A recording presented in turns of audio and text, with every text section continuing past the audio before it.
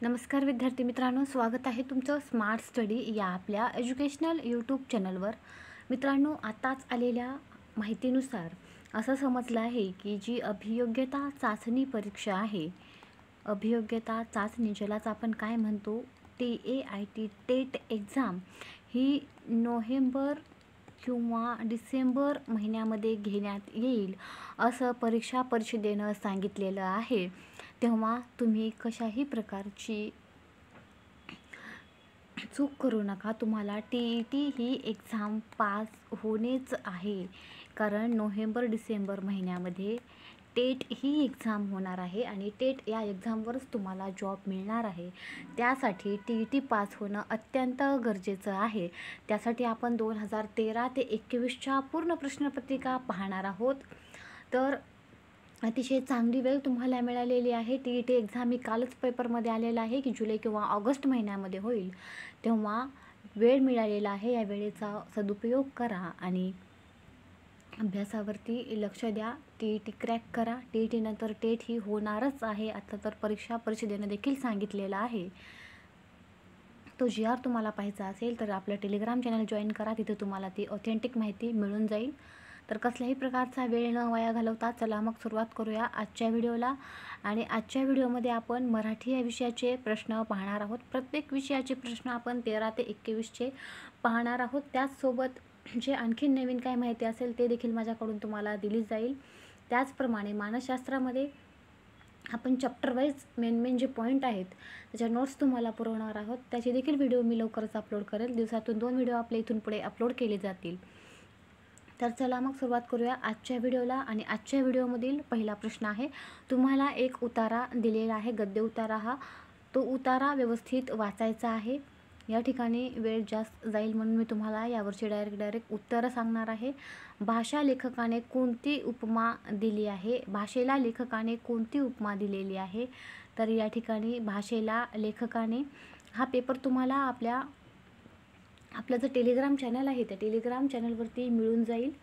त्यासाठी तुम्हाला डिस्क्रिप्शन बॉक्समध्ये लिंक दिलेली आहे. ते लिंकवर जाऊन तुम्ही ते जॉईन करा. भाषेला लेखकाने कोणती उपमा दिलेली आहे? तर भाषेला लेखकाने समाज पुरुषाला चेतना देणाऱ्या रक्ताची उपमा दिलेली आहे. यानंतर पुढील प्रश्न आहे, भाषेच्या संवर्धनासाठी आणि प्रसारासाठी झटणारा माणूस लेखकाला कोणत्या देशात भेटला?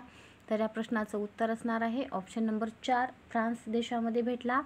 यानंतर जर्मन पंडिताचं अन्य कोणत्या भाषेवर प्रेम आहे? तर जर्मन पंडितांचं जे प्रेम आहे ते प्रेम आहे संस्कृत भाषेवरचं. ऑप्शन नंबर 2 या प्रश्नाचं उत्तर असणार आहे. यानंतर आपली भाषा इतरांनी शिकावी म्हणून जगभर प्रसार करणारा देश कोणता? तर या ठिकाणी तो देश आहे जर्मन हा देश आहे. यानंतर महानायक संभाजी पानिपत या कादंबऱ्याचे लेखन कोणी केले आहे? हे झाले होते या अगोदरचे प्रश्न जे होते ते त्या उत्तरावरील प्रश्न होते. यानंतर जे पुढील प्रश्न आहेत ते काही व्याकरणावर आणि काही कादंबऱ्यावरती वगैरे विचारलेले आहेत. म्हणजे पेपरचा पॅटर्न काय आहे तो समजून घ्या आणि त्यानुसार तुम्ही अभ्यासाला लागा. महानायक संभाजी पानिपत या कादंबऱ्याचे लेखन कोणी केले आहे? या प्रश्नावरून तुम्हाला काय समजतं की कादंबऱ्या आणि त्यांचे जे लेखक आहेत ते तुम्हाला पाठ करायचे आहेत. तर या ठिकाणी महानायक संभाजी पानिपत या ज्या कादंबऱ्या आहेत या कादंबऱ्याचं लेखन केलेलं आहे विश्वास पाटील यांनी. ऑप्शन नंबर 2 या प्रश्नाचं उत्तर असणार आहे. रणजित देसाई यांच्याबद्दल जर सांगायचं झालं तर स्वामी श्रीमान योगी या यांच्या कादंबऱ्या आहेत. शंकर पाटील यांची टारफुला, शिवाजी सावंत, मृत्युंजय, युगंधर या महत्त्वाच्या आहेत. यानंतर पुढील प्रश्न आहे, रोज कुठल्या तरी फॅक्टरीतला 5चा भोंगा वाजत असे. या वाक्याचा काळ ओळखा असं म्हटलेलं आहे. म्हणजे काळावर प्रश्न विचारलेला आहे. रोज कुठल्या तरी फॅक्टरीतला 5चा भोंगा वाजत असे म्हटलेलं आहे. असे यावरून काय ओळखायचं आहे की तो जो काळ आहे तो रीती भूतकाळ आहे. ऑप्शन नंबर 3 या प्रश्नाचं उत्तर असणार आहे. रीती वर्तमान काळामध्ये वाजत असतो, रीती भविष्य काळामध्ये वाजत जाईल, वाजत राहील अशा प्रकारचं येणार आहे. यानंतर आपला आशीर्वाद असावा या वाक्याचा प्रकार कोणता? तर आपला आशीर्वाद असावा या वाक्याचा प्रकार असणार आहे विद्यार्थी. संकेतार्थीमध्ये जर तरचा वापर केला जातो. स्वार्थी वाक्यामध्ये सरळ सरळ साधी वाक्य असतात. आज्ञार्थी वाक्यामध्ये आज्ञा दिलेली असते आणि विद्यार्थी वाक्यामध्ये इच्छा, लायकी, योग्यता या प्रकारचे वाक्य विद्यार्थी वाक्यामध्ये असतात. यानंतर पुढील प्रश्न आहे, विद्वान हा शब्द खालीलपैकी कोणत्या प्रकारचा आहे? इथं शब्दसिद्धी टॉपिकवरचा प्रश्न विचारण्यात आलेला आहे. यासाठी तुम्हाला देशी शब्द माहिती असायला हवेत. परभाषीय कोणते? तर या प्रश्नाचे या ठिकाणी उत्तर असणार आहे तत्सम शब्द, म्हणजे जे संस्कृतमधून जशास तसे आलेले असतात त्यांना तत्सम शब्द असे म्हणतात. तर तद्भव शब्द म्हणजे संस्कृतमधून येताना त्यांच्यामध्ये थोडासा बदल झालेला असतो, त्याला तद्भव शब्द असे म्हणतात. जसे की या ठिकाणी संस्कृतमध्ये जर आपण वृक्ष म्हणत असो, याला आपण तत्सम शब्द म्हणू, तर तद्भव शब्दामध्ये काय येणार आहे? झाड येणार आहे. यानंतर पुढील प्रश्न आहे, सहलीस जाताना कात्रज जवळ उजाडले या वाक्यातील प्रयोग ओळखा. अशा प्रकारचा हा प्रश्न आहे. तर या ठिकाणी या प्रश्नाचं उत्तर सांगत असताना सहलीस जाताना कात्रज जवळ उजाडले, सांजवले, मावळले या ठिकाणी या प्रश्नाचं उत्तर येणार आहे भावकर्तरी प्रयोग. यानंतर पुढील प्रश्न आहे, वृत्तावरती प्रश्न विचारण्यात आलेला आहे. वृत्तावरती एक सेपरेट व्हिडिओ आपण बनवणार आहोत, त्याच्यामध्ये डिटेल तुम्हाला माहिती दिली जाईल. तर या ठिकाणी म, स, ज, स, त, त, ग हे कोणत्या वृत्तांचे गण आहेत हा प्रश्न विचारण्यात आलेला आहे. तर या ठिकाणी शार्दूल विक्रीडित हे या प्रश्नाचं उत्तर असणार आहे. अक्षरगण वृत्त आणि मात्रावृत्त असे 2 प्रकार असतात. यावरचा व्हिडिओ आपण डिटेलमध्ये पाहूया. नंतर पुढीलपैकी संधी विग्रहाच्या नियमानुसार गटात न बसणारा शब्द कोणता असा विचारलेला आहे. तर या ठिकाणी दुष्काळ, दु अधिक काळ येणार, दु अधिक जन, दुर्जन, नि अधिक कारण आणि नि अधिक फळ या ठिकाणी एक नियम आहे. त्या नियमानुसार गटात न बसणारा जो शब्द आहे तो दुर्जन असा आहे. या ठिकाणी जो नियम आहे की विसर्गाच्या मागे दुर्जनची फोड कशी होणार आहे? दु अधिक जन. तर विसर्गाच्या मागे जर अ आ खेरीज म्हणजे अ आ शिवाय कोणताही स्वर असून पुढे जर मृदू वर्ण आलं तर त्या ठिकाणी विसर्गाचा काय होतो? ह्या र होतो आणि पुढील वर्णाबरोबर मिसळतो. याला म्हणतात विसर्ग र संधी. ही कोणती संधी आहे? विसर्ग र संधी आहे. आणि या ठिकाणी जी बाकीची उदाहरणं आहेत, तर बाकीची उदाहरणं ज्या नियमाची आहेत त्यामध्ये या ठिकाणी दु अधिक काळ आहे, नि अधिक कारण आहे. तर विसर्गाच्या मागे म्हणजे दुष्काळचा विग्रह कसा होणार आहे? दु अधिक काळ होणार आहे. हा विसर्ग आहे आणि विसर्गाच्या मागे जर इ किंवा उ असून पुढे क, ख, प, फ लक्षात ठेवा, क, ख, प आणि फ, क, क, प पैकी एखादे वर्ण आले तर विसर्गाचा श होऊन संधी होतो. विसर्गाचा काय होतो? श होऊन संधी होतो. इथे या ठिकाणी काय सांगितलं होतं? या ठिकाणी सांगितलं होतं की अ आ खेरीज कोणताही स्वर मृदू वर्ण असेल आणि पुढे जर र आला असेल तर या ठिकाणी विसर्ग र संधी होते आणि या ठिकाणी विसर्गाचा काय होतो? श होतो. मग नियमानुसार काय आहे? हा गटात न बसणारा शब्द आहे. यानंतर पुढील प्रश्न आहे, पुढीलपैकी अशुद्ध शब्द ओळखा. या ठिकाणी तुम्हाला यानंतर एक प्रश्न राहिलेला आहे या अगोदरचा की नागनाथ कोलापल्ले यांच्या पुढीलपैकी कोणत्या साहित्य कृतीला राज्य शासनाचा पुरस्कार प्राप्त झालेला आहे? अशा प्रकारचा हा प्रश्न आहे. तर या प्रश्नाचं उत्तर आहे ऑप्शन नंबर 1 मूड्स. या ठिकाणी या कादंबरीला राज्य शासनाचा पुरस्कार प्राप्त झालेला आहे. ही कादंबरी कोणाची आहे? तर नागनाथ कोलापल्ले यांची आहे. या ठिकाणी यांच्याबद्दल जर आणखीन सांगायचं झालं तर राजधानी हा त्यांचा कथासंग्रह आहे. हा काय आहे? कथासंग्रह आहे. गांधारीचे डोळे ही काय आहे? कादंबरी आहे. गांधारीचे डोळे ही काय आहे? कादंबरी आहे. ज्योतिपर्व जे आहे ते महात्मा फुले जीवनावर आधारित एक आत्मचरित्र आहे. यानंतर पुढीलपैकी अशुद्ध शब्द ओळखा. तर अशुद्ध शब्द जो आहे तो नाविन्य येणार आहे. या ठिकाणी ना वीला दुसरी वेलांटी असणार आहे, पहिली नसणार आहे. नाविन्य. यानंतर पुढील प्रश्न, जयंताने मध्येच विचारले कोण होते या वाक्यात किती विरामचिन्हे आली आहेत? या ठिकाणी कन्फ्यूज करून घेऊ नका. जे वाक्य आहे तुमचं इथून इथपर्यंतच आहे. जयंताने मध्येच विचारले, इथं स्वल्पविराम आलेला आहे, इथे एकेरी अवतरण चिन्ह आलेलं आहे आणि नंतर प्रश्नार्थक चिन्ह आलेले आहे. म्हणजे किती विरामचिन्हे आलेली आहेत? 3 विरामचिन्हे आलेली आहेत. आणि शेवटचं जे आहे ते तुमच्यासाठी प्रश्न विचारलेला आहे, त्यामुळे याला या ठिकाणी गृहीत धरू नका. यानंतर पुढील प्रश्न आहे, पुढील शब्दाचा समानार्थी नसलेला शब्द ओळखा. नसलेला म्हटलेला आहे या ठिकाणी. अश्व या शब्दासाठी विचारलेला आहे. तर अश्व या शब्दासाठी समानार्थी शब्द कोणता नसणार आहे? शाखामृग, ऑप्शन नंबर 4. तर शाखामृगचे समानार्थी शब्द कोणते असणार आहेत? वानर, माकड, कपी हे असणार आहेत. मग अश्वसाठी वारू येतं, हळ येतं, तुरंग येतं, तुरग येतं. हे शब्द लक्षात ठेवा. यानंतर मराठीमध्ये मार्क्स घेणं अतिशय सोपं आहे, कारण एक गद्य उतारा आहे, एक पद्य उतारा आहे, काही व्याकरणावरती प्रश्न आहेत, तर काही कादंबरी, शुद्ध अशुद्ध शब्द यावरती प्रश्न विचारण्यात आलेले आहेत. म्हणजेच 30 पैकी तुम्ही सहज मार्क घेऊ शकतात. 28 कमीत कमी. त्यांचा अभ्यास एकदम चांगला झालेला आहे, काहीही चुकणार नाही. मला स्वतःला याच्यामध्ये चांगले मार्क्स आहेत. तर आत्तापासूनच तुम्ही काय विचारलेलं आहे याकडे फोकस करा आणि त्यानुसारच अभ्यास करा. यानंतर जो पद्य उतारा आहे त्यामधील जे प्रश्न आहेत ते आपण घेणार आहोत.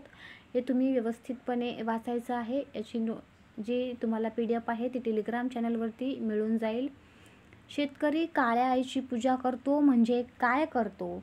या ठिकाणी अशा प्रकारचा प्रश्न विचारण्यात आलेला आहे.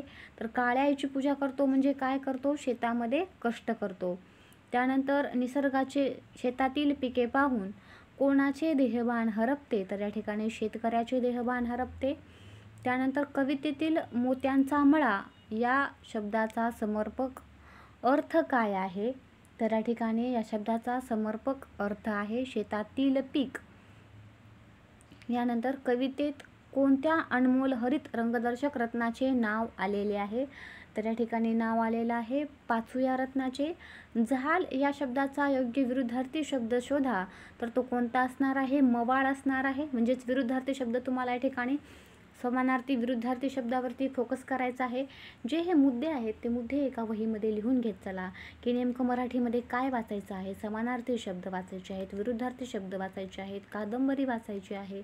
आता इथं म्हण आलेली आहे, मग म्हण वाचायची आहेत. हे असे पॉईंट लिहून ठेवत चला आणि ज्याचा अभ्यास झालेला आहे तिथं राईट क्लिक करत चला. म्हणजे काय वाचायचं राहिलेलं आहे हे तुमच्या लक्षात येऊन जाईल. म्हण कशी आहे? पदरी पडले झोंड आणि डॅश डॅश. तर पदरी पडले झोंड आणि हसून केले गोड, ऑप्शन नंबर 1 या प्रश्नाचं उत्तर असणार आहे. यानंतर ज्या सामासिक शब्दात दोन्ही पदे महत्त्वाची नसून त्यातून तिसऱ्याच पदाचा बोध होतो असा समास कोणता?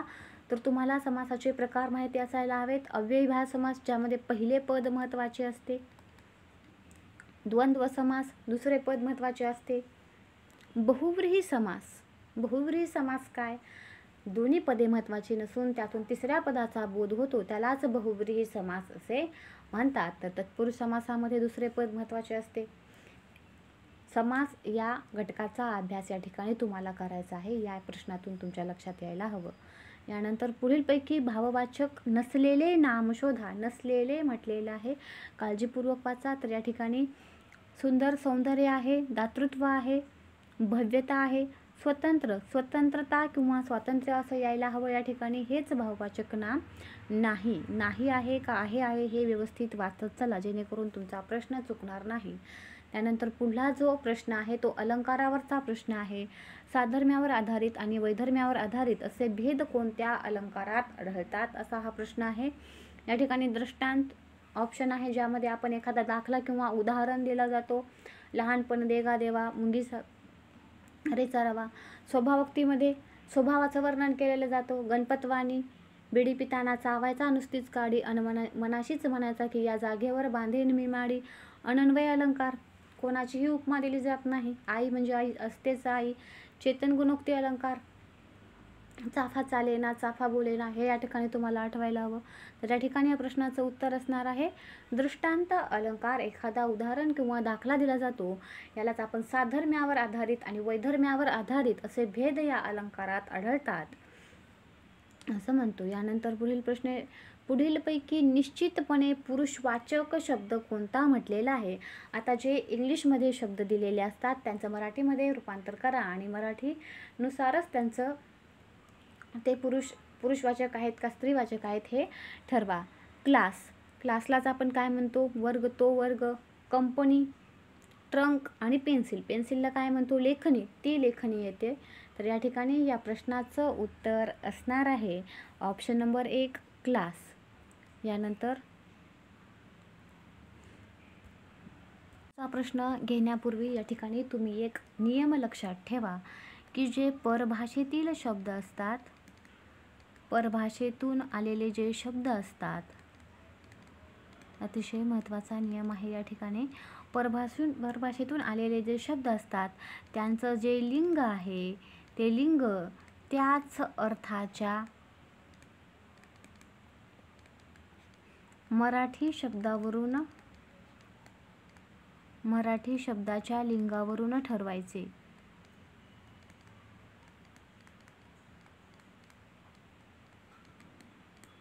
हा अतिशय महत्त्वाचा नियम आहे. हा लिहूनच घ्या, कारण अपवादावरच प्रश्न विचारलेले दिसून येतात. सरळ साधे प्रश्न तुम्हाला विचारणार नाहीत. यानंतर आपण पुढील प्रश्न पाहूया की पुढीलपैकी निश्चितपणे एकवचनी शब्द कोणता. या ठिकाणी असा प्रश्न विचारण्यात आलेला आहे. तर घर एकवचनामध्ये, अनेक वचनामध्ये काय घरे येणार आहे, लिंबूचं लिंबे येणार आहे. फोटो एकवचनामध्ये पण फोटो येणार आहे आणि अनेक वचनामध्ये पण फोटोच येणार आहे. म्हणून हेच तुमच्या प्रश्नाचं उत्तर असणार आहे ऑप्शन नंबर 3. या ठिकाणी पुढील प्रश्न आहे की पुढील वाक्यातील नाम कोणत्या विभक्तीत आहे. मुलांनी आज्ञा पाळावी अशा प्रकारचा हा प्रश्न आहे. तर या ठिकाणी नाम कोणता आहे, मूल, त्याला कोणता प्रत्यय लागलेला आहे, नी लागलेला आहे.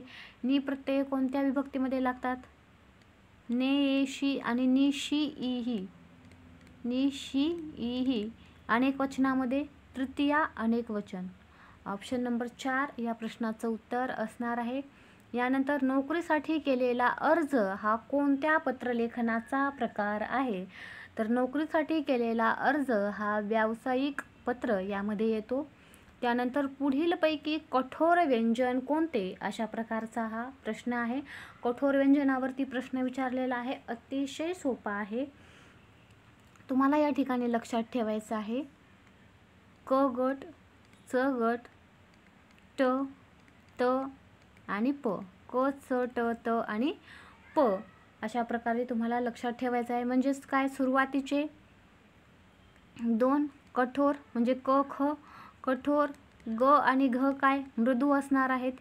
च, छ कठोर, ज, झ मृदू आणि शेवटचं जे आहेत क, ख, ग, ग या ठिकाणी य येणार आहे ते अनुनासिक येणार आहे.